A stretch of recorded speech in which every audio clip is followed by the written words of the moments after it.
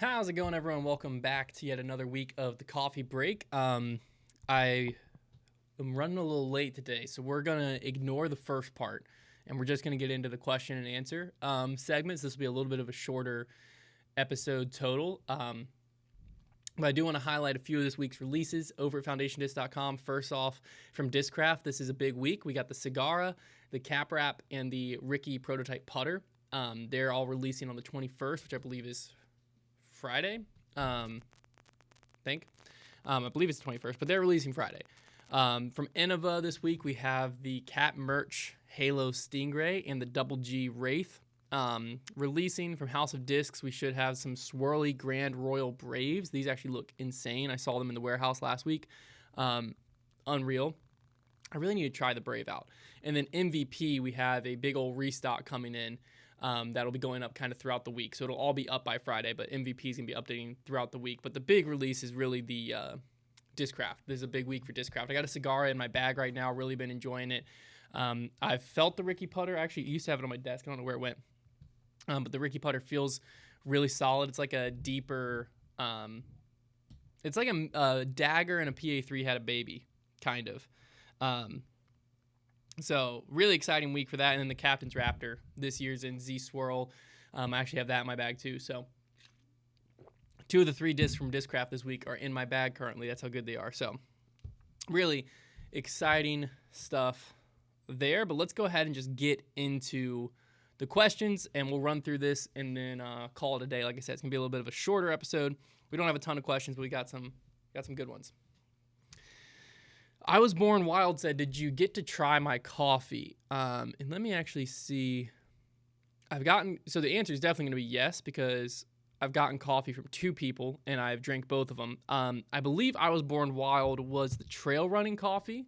I think he sent it to me around Christmas, the holiday trail, if I believe right. And if that's the case, I drank the whole bag. I finished it up probably in like January-ish, February maybe. And it was solid. It was a little darker than I typically would drink, but I appreciate darker roast still. And for what it was, I think it was great. Like I said, I drank the whole bag, made a pour over with it every morning. And then if you're the person that just sent me coffee from Promenade, I've been drinking that as well. That right now I'm drinking the Ethiopian Yirgacheffe from there, and been really enjoying that. So regardless which one you were, yes, I drank the coffee, and yes, I enjoyed it. So yeah, it's been great. Wyatt Wood said, why the changes to the store hours? So if you didn't see, we just updated for our spring hours like we do every year, for retail store up front. And this year we decided to close on Monday and Tuesday. And then I believe Wednesday on we're open normal. Actually, I think Wednesday, I think we opened till 6 on, so we actually opened more on some of the days.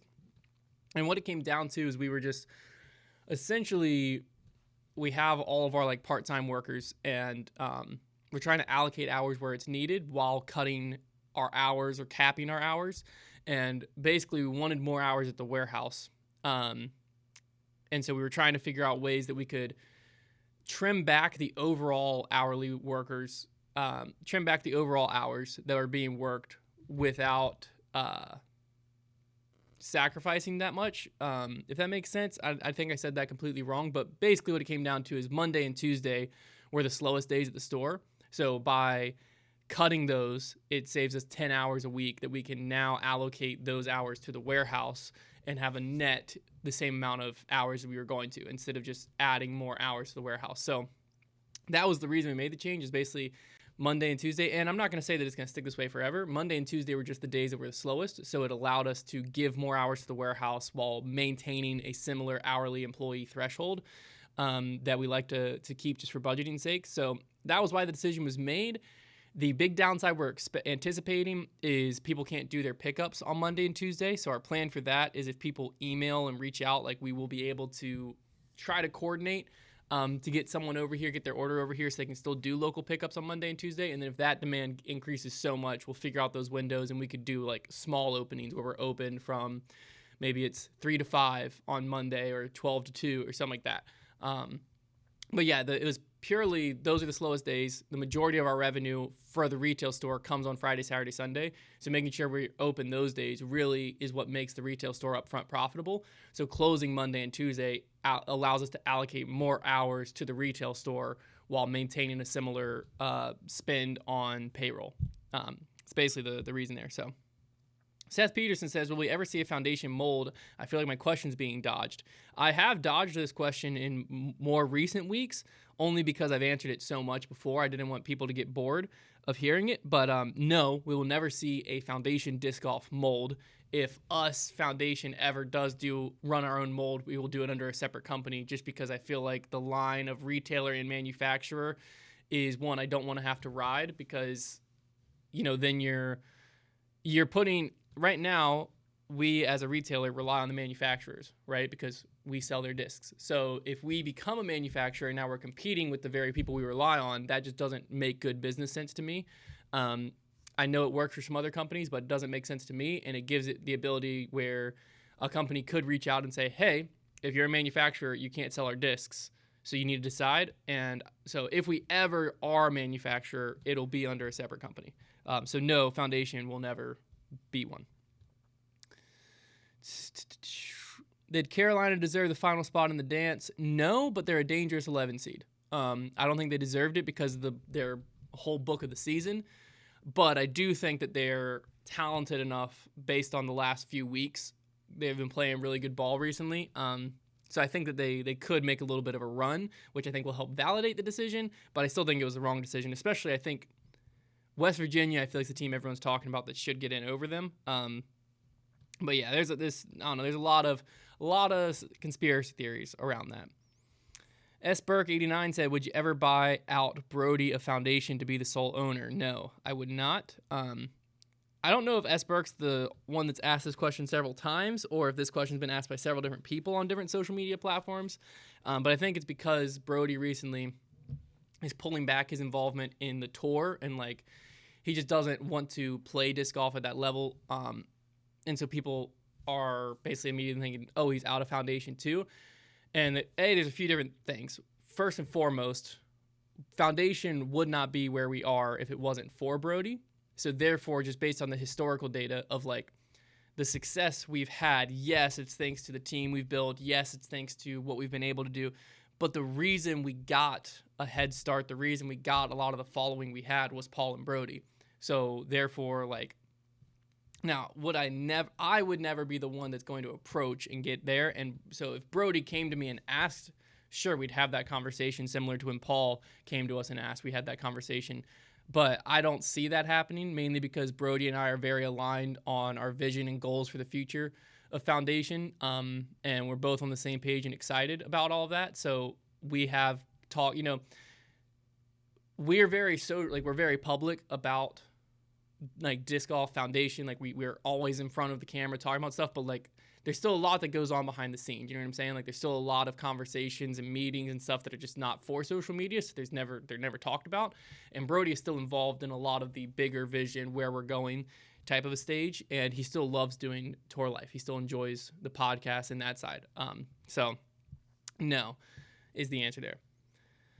Luke Loss said, shoe recommendations for disc golf. I keep hearing about Vessies. Vessies are a good option.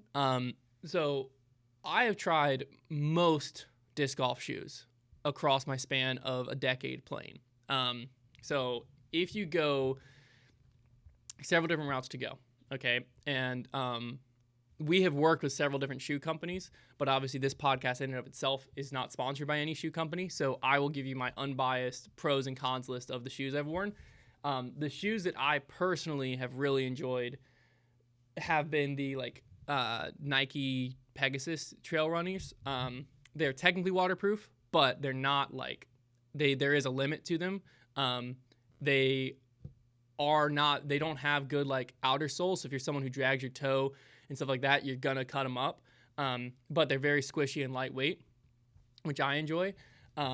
Vessies are very waterproof, probably the most waterproof shoe I've ever worn, period, which is a huge plus, especially if you're looking for all-in-one, I need to wear this shoe all day, every day.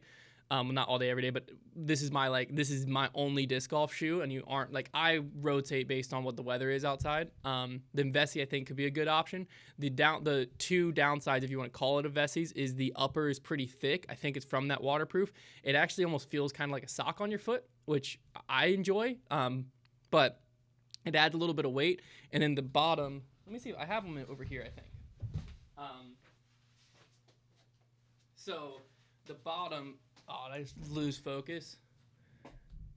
I just lost. There you go. The bottom of the Vessis are relatively thick, but what's nice about them is they have this part that comes up all the way around the shoe. So this whole upper is very waterproof, and you can't really see the thickness. It's very waterproof and it's very squishy, so this upper is very comfortable. Because of the bottom, they're just a little heavy. That's my only downside. And the tread on them, I haven't really had too much issue with. It's a pretty aggressive outer tread and not super aggressive middle. So it's not like it's going to be gripping the ground like crazy if you like that. But overall, I've been happy with them. The only reason I sometimes choose not to wear them is just if it's a really dry day outside and I'm not worried about the waterproof side. I like a lighter shoe. That's my only downside to it. But like I said, I own a ton of shoes that I've worn for disc golf. So I have the luxury of having multiple different options. I think if you were just having one option, the Vessi's a great one. So the Nike Pegasus Trail Runners, they're good. They're lightweight. I like the squishiness. They have a little bit of a sock-like top to them as well, but they don't have a great, nothing comes up on the sides to protect. So if you are a toe drag or anything like that, you're going to rip through them. I had a pair of Salomons back in the day, and then, of course, I had the Adidas Terrexes, and with those, they're more towards the hiking shoe. I feel like the Vessi, so the Nike Pegasus are fully trail running.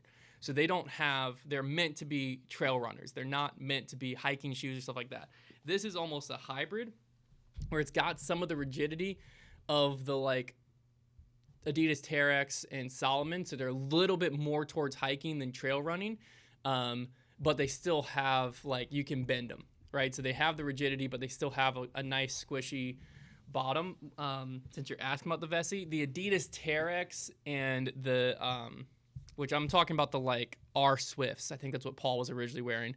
Those and the Salomons I tried back in the day that are geared more towards hiking. Obviously, when they first got into the sport, everyone loved them. I can't stand them now. I think that they're meant for hiking, and they're a great hiking shoe. But for disc golf, that explosive motion of the run up and the throw, there's not a lot of flexibility in them. I just didn't really like them. I had some Adidas trail running shoes that I forget what they were called. Those were actually pretty solid. The waterproofness on the Adidas shoes were solid. I had them for years and never really had too many issues with them. So the waterproofness was good. I just didn't like how stiff they were. So I think if you're looking at the hiking trail running, and it's not a shoe that's being advertised as meant for disc golf or anything like that, lean towards the trail running side a little bit more, because that'll give you just a little bit more comfort and a little bit more, I think a little less structure is good in the throw. But the Vessis, you asked about those, I think they're a great option. The waterproofness, especially, I have the boot version and I have the low cut. I prefer the low cut, mainly I just like the look more. But both of them, the waterproof membrane in these is unreal. I think that's the biggest advantage to a disc golfer, is you will not have to worry about water getting in. And like I said, my only downside is they're just a little heavy. They're a little heavy, a little clunky. So I will wear them, especially if we're going to play a course where I might have to walk through a creek or go get my disc out of a creek, something like that. We just did a disc golf amazing race yesterday. They'll be coming out later. I wore them in it mainly because we're going to every disc golf course. I didn't know what challenges were going to be there. So I did have to get in, not for the challenge, but to get my disc back, I had to go through a creek and stuff like that. And you just it's not even a thought if my foot's going to get wet. But if it's a dry day out where I'm not thinking about that, I just really like lightweight running type shoes. And so the Nike Pegasus give me that running shoe feel with a little bit more aggressive tread. So if you can go multiple routes, I think doing that. But if you're just looking for all-in-one shoe, I think the Vessi is a very, very solid option for that. So hopefully that gives you a good breakdown of a bunch of different options. Let's see.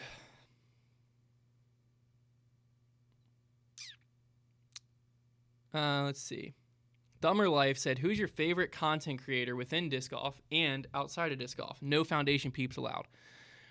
Favorite content creator within disc golf, I'm going to go Jay Milley. He said no foundation peeps allowed. So I'm going to go Jay Milley, mainly because I think that he brings a different style to disc golf. There's a lot of content creators that do very similar things, and I think Jay Milley has a very much outside of disc golf flavor to his disc golf content. I think he reaches a different demographic than a lot of the disc golf content out here, so I think I really, really like that. And then outside of disc golf,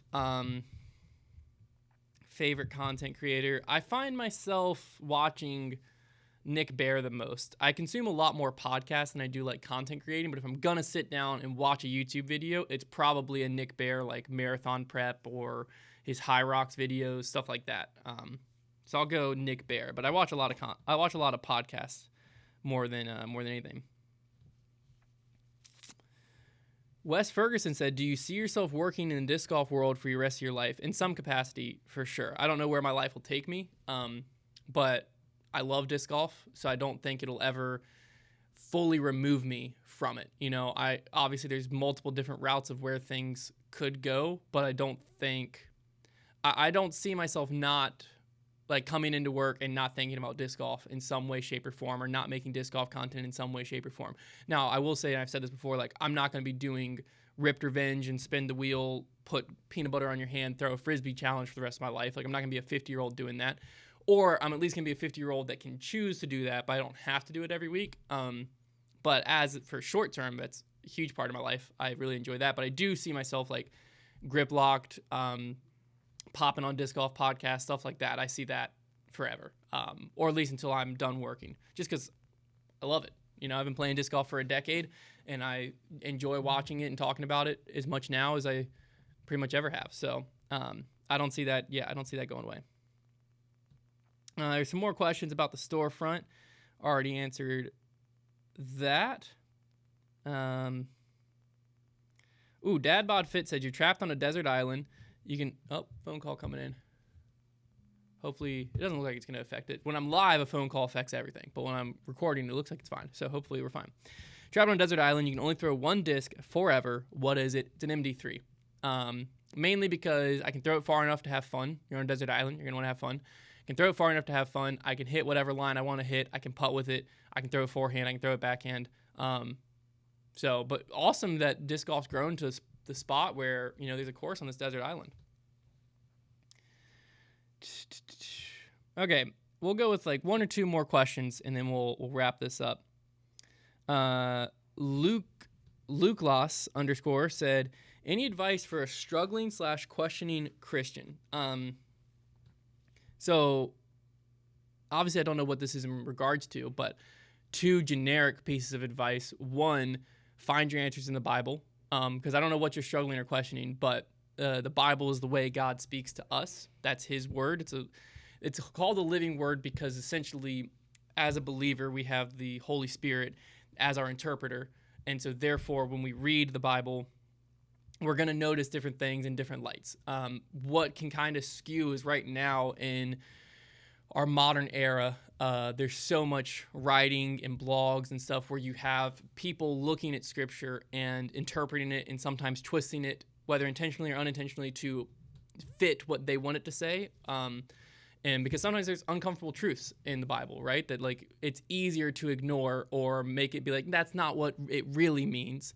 And so therefore, if you get down some of those roads, some things that I've like talked with Christians that have been really confused, and the reason they're confused is because it's not what the Bible says. It's like, well, yeah, of course you're confused on that because someone took it, twisted it, and made it to fit what they wanted it to say instead of what the Bible actually says. So first and foremost, rely on the Bible as the absolute truth, and then rely on a Bible-believing, preaching church that stands on the Bible as your, okay, now I have questions, I'm gonna go there. As you go to your pastor and talk to him there.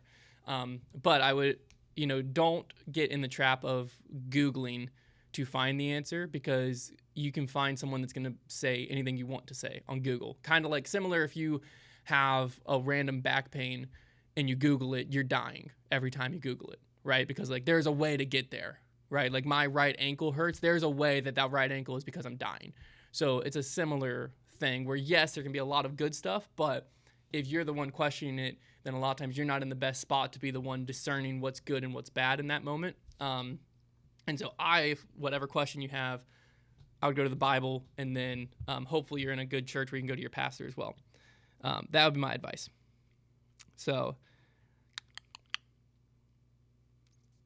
okay, this is a good one because I think there's a lot of questions on this because it doesn't really fully come through. So we'll end on this one. Cody Speck said, is the disc golf cart hate from Foundation more of a regional sentiment due to the elevation of Virginia? It's more of a personal sentiment as of me because I don't like how they look. That's literally it. I don't know the rest of Foundation, but Brody uses a cart. So it's not a Foundation-wide hate. I don't know where Trevor has mentioned he would use a cart. I personally just really don't like how they look. That's all it is. That's all it comes down to. I mean, heck, I don't like how half the backpacks look.